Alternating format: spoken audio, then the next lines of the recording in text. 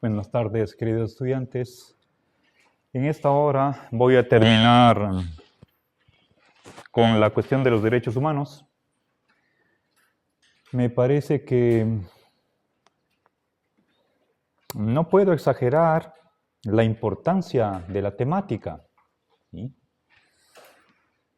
Todos hablan de derechos y creo que quienes más cercanos están de nuestra disciplina de la filosofía política son los juristas, ¿sí? De hecho, el ordenamiento jurídico reconoce derechos. Estamos estudiando esos derechos desde el punto de vista filosófico, ¿sí? Dentro de un contexto del Estado o una comunidad social. Bien. A ver, hemos hecho una breve historia y cuando llegamos a la época contemporánea, después de la Revolución Francesa, indiqué algunos hitos importantes de la constitucionalización del reconocimiento de los derechos, sobre todo de bienestar, ¿sí? Ok, y avancé dando la definición de derechos. Ahora, empecé ya la cuestión de la fundamentación, pero antes de pasar a eso, quiero volver a la cuestión de la naturaleza de los derechos. Número de clase, por favor. ¿Perdón? 39. Ya. A ver, revisen, por favor. 39. ¿Ya? A ver, derechos humanos. Bien. Recuerden, he definido, me adhiero a esa definición del derecho como licitud, algo lícito. Lícito de tener, de ser, de hacer. ¿Y qué es lo lícito? Aquello que no está prohibido. ¿Qué es una prohibición? Una obligación negativa. ¿Okay? Bien, eso es definición. Ahora, aparte de eso, di otras ideas. Les introduje un par de distinciones entre derechos negativos y positivos y derechos de libertad y bienestar, ¿sí? Ahora, voy a hacer algunos complementos a eso que ya vimos la última clase. A ver, empecemos con los derechos negativos, ¿sí? Recuerden, ¿qué es un derecho negativo? ¿Sí? Que según Nozick son los únicos derechos humanos. No tenemos sino derechos negativos. Esa es la visión que se ha dado hasta el siglo XVIII, ¿sí? Desde la antigüedad y toda la Edad Media, Renacimiento y modernidad. Solo derechos negativos, ¿okay? Con la Revolución Francesa empezó a cambiar eso. Ahora, voy a poner objeciones a estos derechos. A ver, ¿cómo se caracteriza un derecho negativo? Es aquel que implica o entraña, conlleva en el respondente una obligación negativa, ¿sí? Entonces, y esa correlatividad a derechos negativos corresponden obligaciones negativas en el respondente. Obligación negativa de no hacer, omisión o inacción, ¿sí? Bien. No robar, no matar, no perjudicar, etc. Ahora, ¿qué de malo tienen esos derechos? Desde un punto de vista progresista o simplemente en absoluto, ¿sí? Inconvenientes de los derechos negativos, ¿sí? ¿No están exigiendo servicios públicos? ¿No demandan servicios públicos?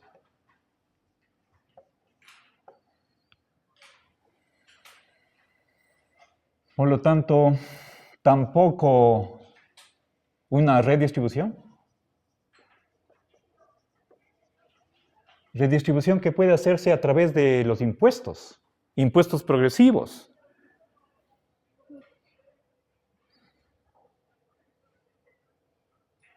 Y no aminoran, no reducen la desigualdad. ¿Sí?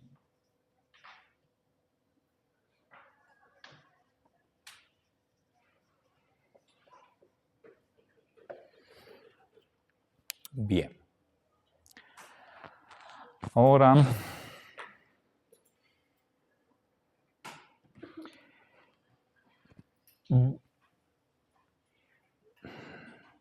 retomemos la cuestión de los derechos de bienestar. ¿Sí?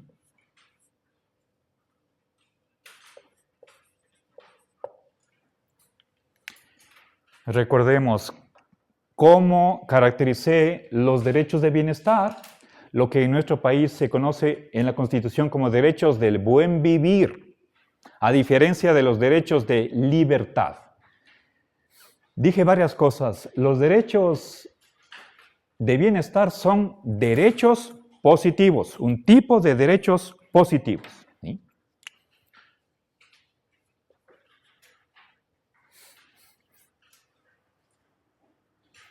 Aquellos que específicamente entrañan o implican en el respondente, es decir, los demás individuos, la colectividad, una obligación, ¿sí? Obligación de ayudar, socorrer o auxiliar. ¿Sí?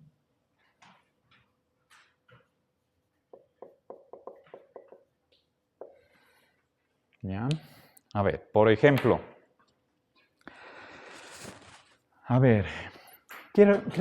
quiero ampliar esta idea de qué es un derecho positivo a diferencia de un derecho negativo. ¿Sí? A un derecho positivo corresponde en el respondente una obligación positiva de dar o hacer. ¿Sí? Los respondentes son los demás individuos, los conciudadanos, los demás miembros de la comunidad y también la sociedad en su conjunto o el Estado. ¿Sí? Bien, ahora pensemos, ejemplos de derechos de bienestar. Yo les mencioné como 6 que están en nuestra Constitución, pero hablemos más en general. ¿Sí? Agua y alimentación. Es el primero. ¿Sí? Pongámoslo, voy a poner aquí con la I, es agua y alimentación. Vivienda, un lugar donde vivir. ¿Sí? Salud, educación, trabajo, seguro social. Hay otros más. Entonces, si los 2 primeros le hacemos uno solo, tenemos 2, 3, 4, 5 y 6. ¿Ya? Bien, y la lista no termina aquí. Estos son derechos de bienestar. Ahora, ¿tiene que ver con algo que el Estado nos ofrece? Claro, por esto de acá. La obligación, ya voy a ver qué obligaciones tienen los demás. Por ser un derecho positivo, entonces es un derecho a algo. ¿Sí? Voy a poner aquí algo que debía haber dicho la hora anterior. Derecho positivo es un derecho a algo. A que exista algo. ¿Sí? Por ejemplo, derecho a la vivienda. Si es que alguien tiene derecho a la vivienda, tiene que haber una vivienda a la que tenga acceso. ¿Sí? Igual con el trabajo, derecho al trabajo. Tiene que haber una plaza de trabajo a la que pueda acceder. ¿Sí? Ahora, Con otras palabras, todo derecho positivo está relacionado con lo siguiente. ¿Sí? Si tenemos derecho a algo, entonces algo nos tienen que dar.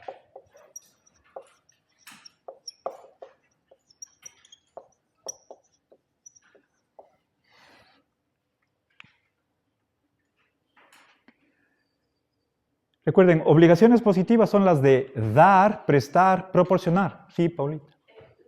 Los derechos positivos, o sea, los derechos de bienestar, ¿los tienen que pagar las personas de la comunidad o el Estado? Pregunto por qué hay diferentes tipos de Ambas cosas. Las personas pudientes o el Estado. En el caso del trabajo, a ver, bueno, en realidad,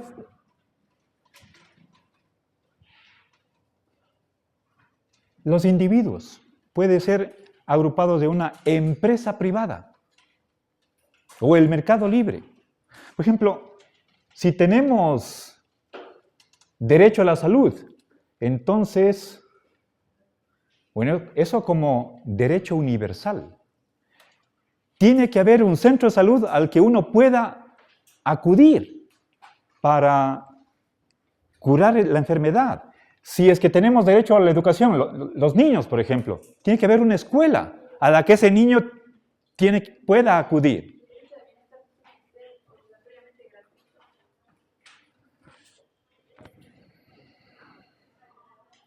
No.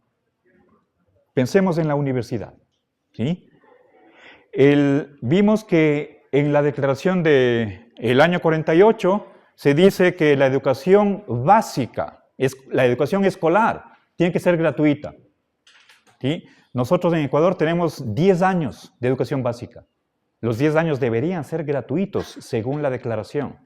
Pero vimos que esa declaración no tiene fuerza de obligar a los estados. ¿Sí? No sé qué dice el Pacto Internacional del año 66, de los Derechos Económicos y Sociales. Podríamos hacer una consulta para ver cómo está redactado, cómo está entendido en el año 66. ¿Sí? Ahora, en el caso de una universidad pública, personalmente creo que si una persona, una familia no tiene recursos, el estudiante no paga. Pero si otros estudiantes pertenecen a familias acomodadas, pudientes, tienen que pagar. ¿Por qué se les va a dar educación gratuita cuando pueden pagar? Entonces, no creo en la gratuidad. Nosotros aquí en la Universidad de Cuenca teníamos antes pensión diferenciada. De acuerdo al ingreso familiar, había una serie de estratos o pensiones, ¿sí? Eso me parece correcto. Es como impuesto progresivo, el que más tiene más paga, el que no tiene no paga. ¿Sí? No me parece una discriminación injusta. Por supuesto, se puede discutir, esa es mi opinión. ¿Okay? Bien, ahora ya voy a hablar acerca de la empresa privada, ¿sí? Sobre todo con estos dos derechos. Ahora, volvamos a esta pequeña lista. ¿Sí?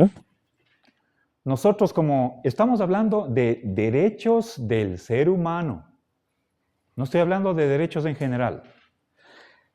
Les dije al comienzo de esta temática, los animales también tienen derechos. No solo las mascotas, ¿sí? También las gallinas y las vacas, el borrego y el chancho. Pero no me voy a meter con la cuestión del vegetarianismo, ¿sí? Estoy hablando de derechos humanos. ¿Qué es el ser humano? Entre otras cosas, ¿sí? Es momento de recordar, tal vez, a ver, Pongamos acá. He dicho varias cosas sobre el ser humano, pero ahora me interesa el hecho de que somos una especie animal. ¿Sí? Puede ser que eso suene a rebajamiento desde un punto de vista dualista que crea que lo principal del hombre es su alma, su espíritu. Bueno, eso es una gran discusión en antropología filosófica. Yo estoy asumiendo que el ser humano es una especie animal, especie social. Y como animales, somos seres vivos. Y como seres vivos, ¿sí? Pero de vida humana, necesitamos esto. ¿Sí? Bueno, podríamos pensar, por ejemplo, vestido. Dije que esta lista podemos extenderla, ¿sí? Entonces, estas son necesidades de un ser viviente, de un organismo viviente, ¿sí? Necesidades de la vida humana. Este es un concepto fundamental, ¿sí? Es decir, cuando finalmente lleguemos a la cuestión de los fundamentos de los derechos, este concepto seguramente jugará un papel importante en la fundamentación, ¿sí? Los derechos tienen su raíz en las necesidades de la vida humana. Necesitamos trabajar, necesitamos seguro social, etcétera, etcétera. ¿Sí? El hombre se guarecía en cuevas hace cientos de millones de años. Entonces, derecho a la vivienda. ¿Sí? Nosotros que vivimos en las montañas necesitamos ropa. Eso es, o sea, si tuviéramos piel, no necesitaríamos calzado, una chompa, una casaca. Pero nuestra naturaleza es la fuente de qué derechos tenemos. ¿Ok? Bien, ahora, regresemos acá. Pensemos, volvamos a los derechos de bienestar. ¿Sí? Si los derechos de bienestar, esta es una idea importantísima, ¿sí? Derechos de bienestar requieren, exigen, necesitan como condición necesaria recursos. ¿Ya? A ver, pongamos el ejemplo de la vivienda, ¿sí? A ver. Si tenemos derecho a la vivienda, puesto que la vivienda es un derecho de bienestar y los derechos de bienestar son positivos, entonces tiene que existir una vivienda a la que el sujeto debe tener acceso. ¿Sí? Derecho a la vivienda es obligatorio que exista una vivienda a la que acceder.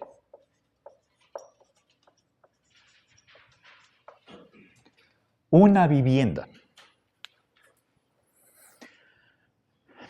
Esto es un requisito fundamental. Por lo tanto, si es que no existe esa vivienda a la que pueda acceder el titular de este derecho, entonces tampoco hay ese derecho. ¿Sí? Es simplemente un principio de la lógica. Si no hay la vivienda, tampoco hay derecho. ¿Sí?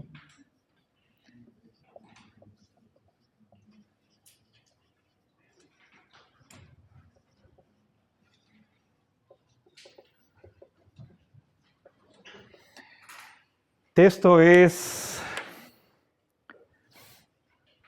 bastante grave lo que acabo de afirmar acá. ¿Sí? ¿Ya? Y es un ejemplo de lo de aquí. ¿Sí?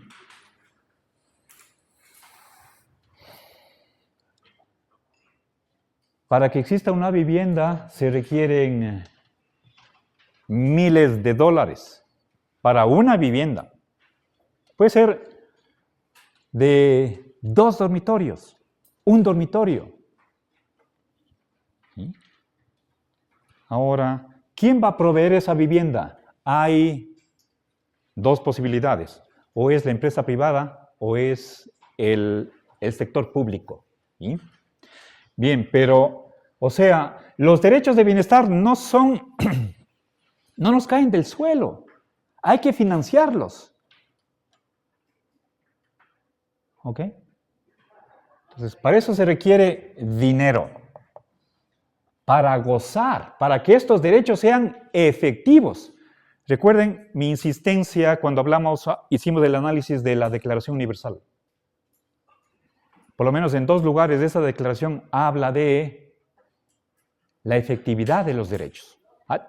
El artículo 29 hablaba de que tenemos derecho a que los derechos sean efectivos. Ese es un derecho de segundo nivel. ¿Sí? Entonces, veamos otro principio. ¿Sí? O sea, esto tiene que, ¿sí? Podemos aplicar al trabajo, a la salud, educación. ¿Sí? Si un niño tiene derecho a la educación básica y no tiene cupo en ninguna escuela, se está inculcando su derecho. Ese individuo no tiene derecho, porque no hay un cupo en una escuela que lo reciba. ¿Sí? Bien, entonces esto es algo práctico. ¿Okay? Ahora, veamos lo que se llama el principio de no impedimento o no vulneración. ¿Sí? Dice lo siguiente.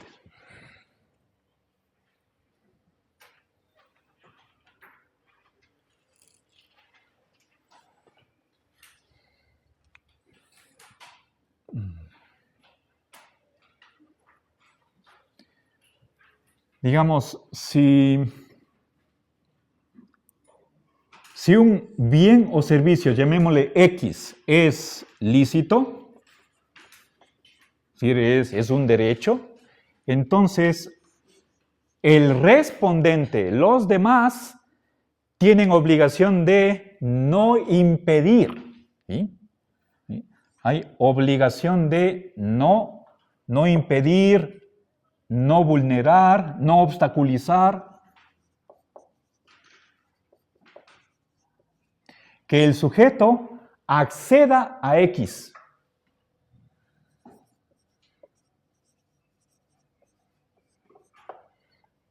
¿Ya? Bien. Ahora,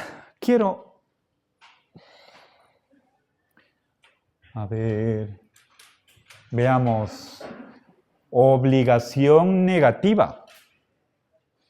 ¿Sí? Si tengo derecho a caminar, entonces es el libre movilidad. Las demás personas no me pueden interceptar. Fíjense, por ejemplo, caminando por la vereda. ¿Sí? Otra persona no se puede poner delante de mí. Bueno, si yo me hago a un lado, el otro no se puede poner a un lado, impidiéndome el paso. ¿Sí? Si una persona tiene un derecho, los demás están cargados con una obligación de no poner barreras, obstáculos a que el individuo goce de ese bien o servicio al que tiene derecho. ¿Sí? Bien. A ver, si es que un arrendatario paga una garantía el primer mes y adquiere el derecho de ocupar un apartamento, Entonces, el dueño de casa tendría que darle las llaves de las puertas. Pero si el rato de ir a ocupar el apartamento se encuentra con un candado y no tiene las llaves para abrir, eso es un obstáculo. ¿Sí? No se está ahí cumpliendo este principio. ¿Ok? Ahora, juntemos este principio de no impedimento y esto de acá, que es simplemente lo que sucede con todo derecho de positivo y por lo tanto con los derechos de bienestar. ¿Sí? Pensemos en la salud. Tenemos derecho a la salud. ¿Sí? O volvamos a la educación. ¿Sí? Ahora,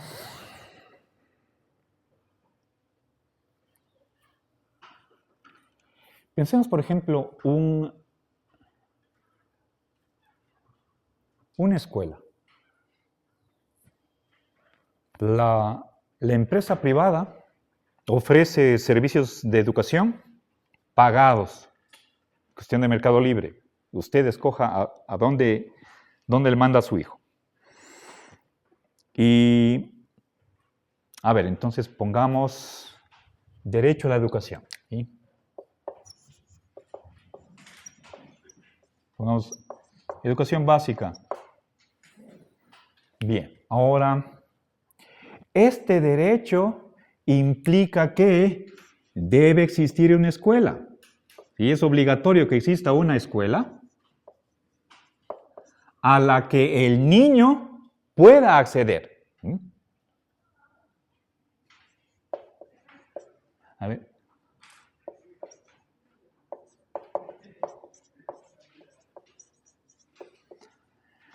¿Ya? Ahora, si es que el niño es de una familia de bajos recursos y no puede pagar la pensión, ¿sí?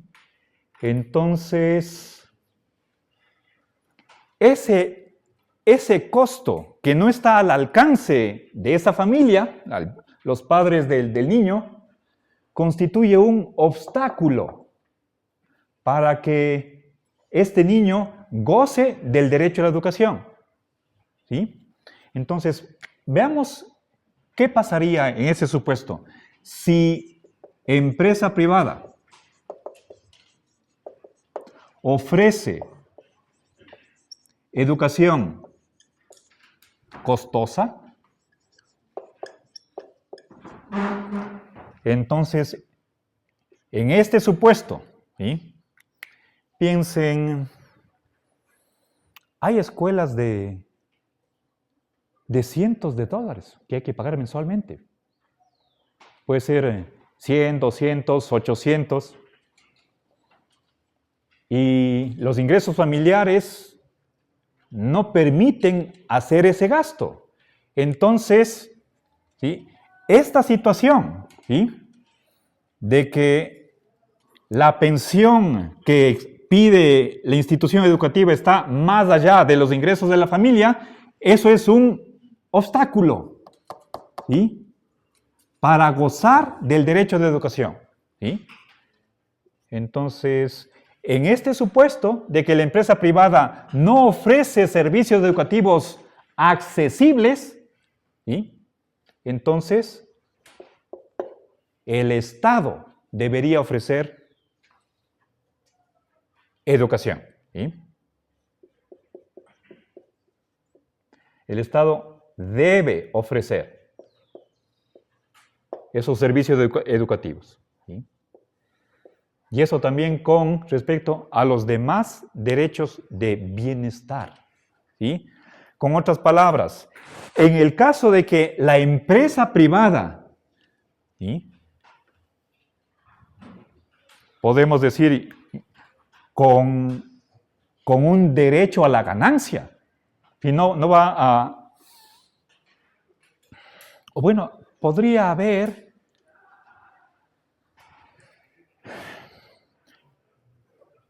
escuelas privadas gratuitas, ¿por qué no? Yo no conozco, pero puede haber alguien que sea filantrópico, que simplemente por hacer un servicio social, no cobra pensión y es empresa privada. ¿Sí? Bien, pero en el caso de que la empresa privada, ¿sí?, no brinde servicios accesibles a ciertas personas, en esos casos, bajo esta condición, entonces, ¿quién va a cumplir esta consecuencia o esta obligación? El Estado tiene que suplir esa falta. ¿Sí? Eso es lo que se llama el principio de subsidiariedad. Cuando la empresa privada falla en brindar esta accesibilidad, ¿sí?, accesibilidad, entonces en esos casos el Estado es el que va a cumplir esa obligación de ayudar o hacer efectivo el goce de los derechos de bienestar. ¿Ok? Bien, esa es una razón para el estatismo. ¿Sí? Entonces, vamos, principio de subsidiariedad.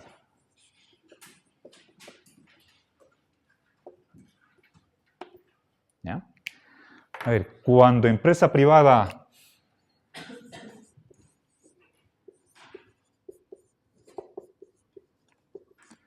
no ofrece, no brinda accesibilidad, servicios accesibles. A ver, servicios accesibles. Servicios sociales como salud, educación, vivienda. No brinda servicios. A ver.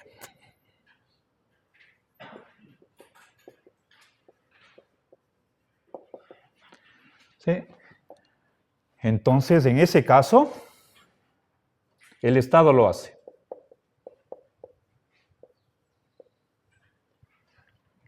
Para cumplir con esta obligación de que a un derecho positivo, como son los de bienestar, los otros tienen una obligación de facilitar, posibilitar el goce de esos derechos. ¿Ok? Bien, entonces el Estado lo hace y eso es, por lo tanto, este principio es una razón para el estatismo. Si no fuera gracias a que esta universidad recibe fondos públicos, muchos estudiantes no podrían recibir esa educación superior, ¿ok?, a la que tienen derecho. ¿Ok? Bueno. Ahora, ¿alguna pregunta, algún comentario aquí? ¿Alguna crítica? Ahora, veamos, retomemos la cuestión de el derecho a mejorar la calidad de vida. ¿Sí?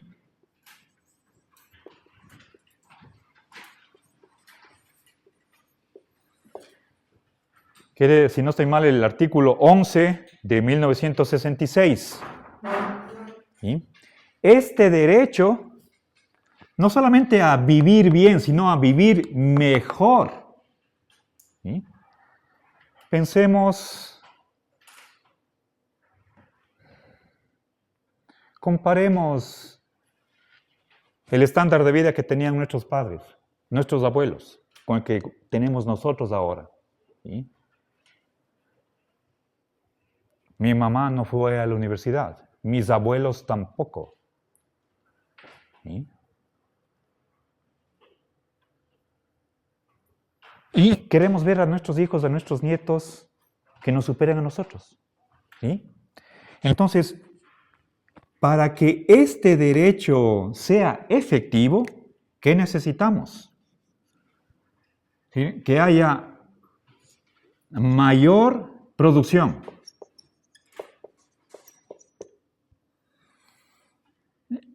Más fuerzas productivas. Más desarrollo. Desarrollo no solamente económico, principalmente económico, pero también obviamente social. ¿Sí? Desarrollo. Por lo tanto, más progreso, prosperidad.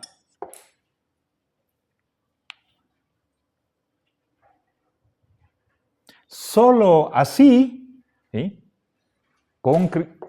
que la sociedad se industrialice. Piense lo que pasa en China. ¿Sí? China produce el 50% de la producción mundial. ¿Sí? ¿Ok? Deberíamos industrializarnos. Entonces, soy consciente de que hay pensadores que están en contra de esto de acá. Los decrecentistas. ¿Sí? Los antiproductivistas.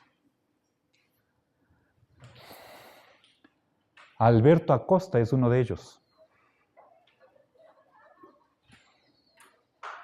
Y seguramente en la Facultad de Economía habrá más de un profesor con esa tendencia. ¿Sí? Y si es que vamos por el decrecimiento, a ver, aquí esto es desarrollo, pongamos crecimiento económico. ¿Sí? Si no hay crecimiento, entonces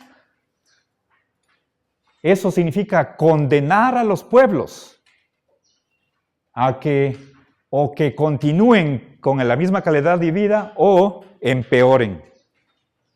No podríamos acceder a la satisfacción de mayores necesidades. ¿Sí? No podríamos mejorar la calidad de vida si es que estamos en contra de esto. ¿Sí? Ok. Y ahora sí, para terminar, veamos la cuestión de la fundamentación. ¿Sí?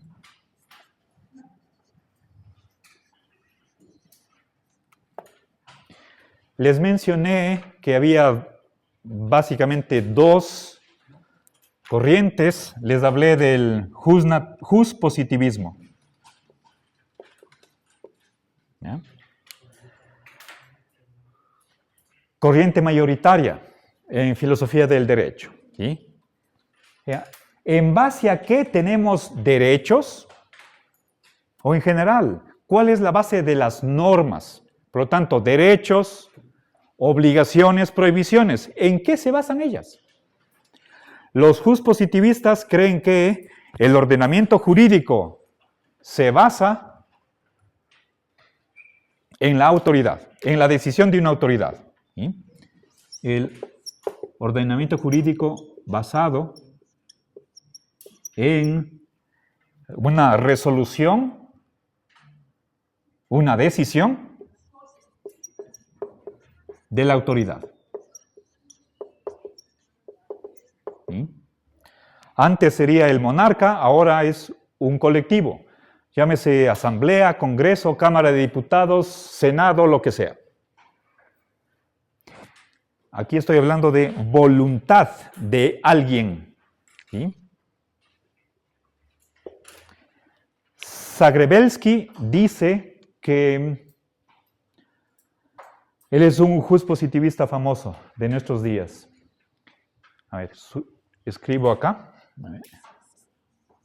Zagrebelsky. ¿Sí? Él cree que los derechos se basan en la Constitución. ¿Sí? Y la Constitución es simplemente el resultado de la correlación de fuerzas políticas. ¿Sí?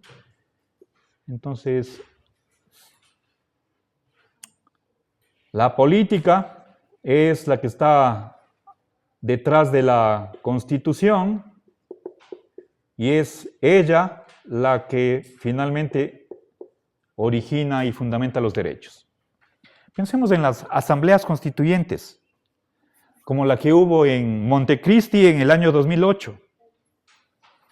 130 diputados elegidos por votación y encargados de elaborar este texto fundamental. ¿Sí? Ahora,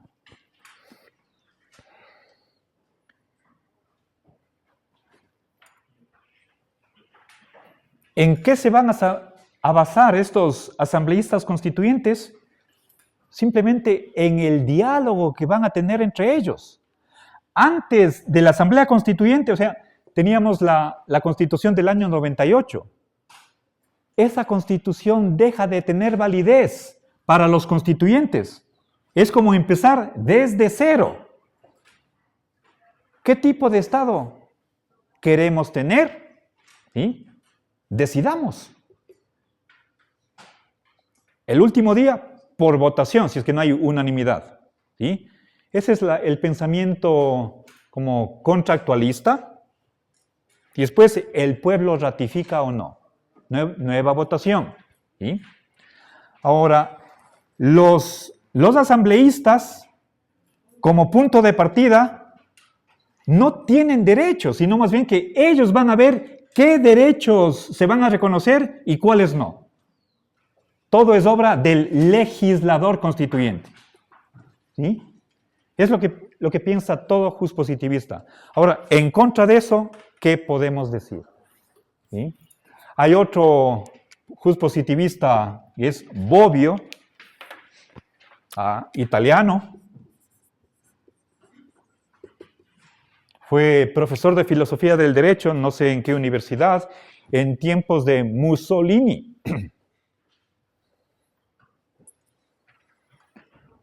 Ok, el fascista Mussolini. Y para trabajar en una universidad pública tenía que tener la aprobación del duque Mussolini, o el general.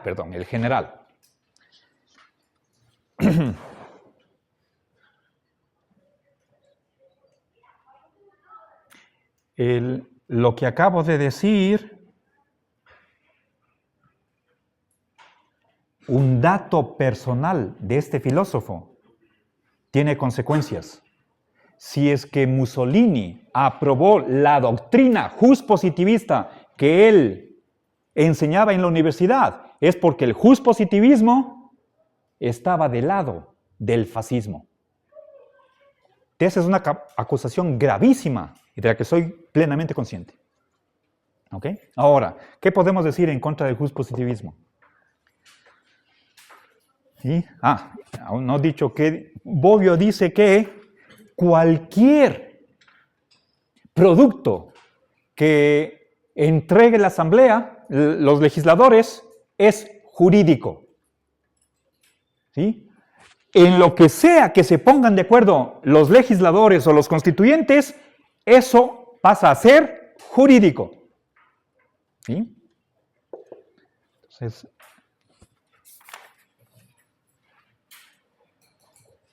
incluso el derecho injusto. ¿Sí?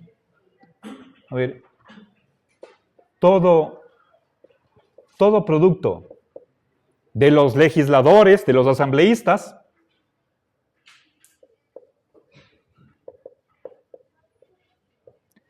vale.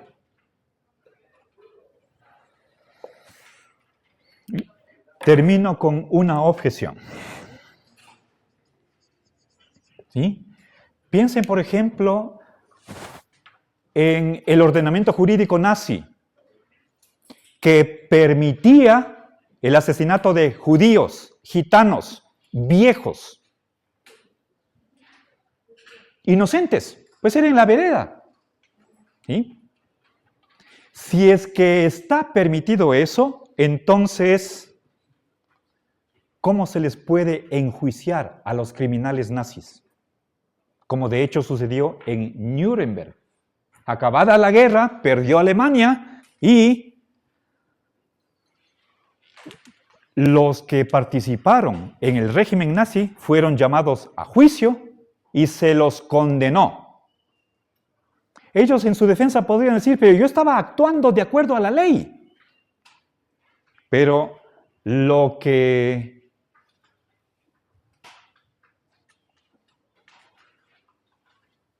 se les responde es que una cosa es lo legal, ¿sí? Lo que tiene validez jurídica, y otra cosa es el derecho natural. Hay un derecho que no depende de la autoridad, que está por encima, es superior y anterior a la ley positiva. ¿Y? De acuerdo a esa ley natural, está prohibido asesinar a inocentes. Y por lo tanto se les condenó a todos los que participaron en esa matanza de 5 millones de judíos. ¿Sí? Ya, nos quedamos aquí. Gracias.